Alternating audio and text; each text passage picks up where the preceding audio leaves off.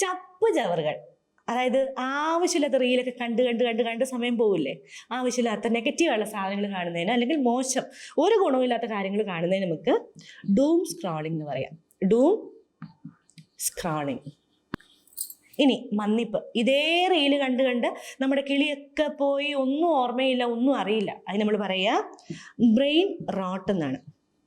ROT ആണ് കേട്ടോ. ഇനി വലിച്ചു വാരി തിന്നുക.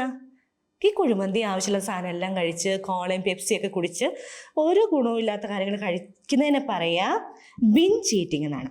ബിഞ്ച് ഈറ്റിംഗ്. ശരീരം അനങ്ങാതുള്ള ലൈഫ് സ്റ്റൈൽ ഉണ്ടല്ലോ, എനിക്കും അതൊക്കെ തന്നെ. അതായത് നമുക്ക് ഫിസിക്കൽ മൂവ്മെൻറ്റ്സ് ഒന്നും ഇല്ല, ഒരു പണിയും ചെയ്യുന്നില്ല. നമുക്ക് ഈ IT-യിലൊക്കെ വർക്ക് ചെയ്യുന്ന ആൾക്കാർക്കുള്ള ഒരു തരം ലൈഫ് സ്റ്റൈൽ. വർക്ക് ചെയ്യുന്നുണ്ട് പക്ഷെ ഫിസിക്കൽ മൂവ്മെൻറ്റ്സ് ഇല്ല.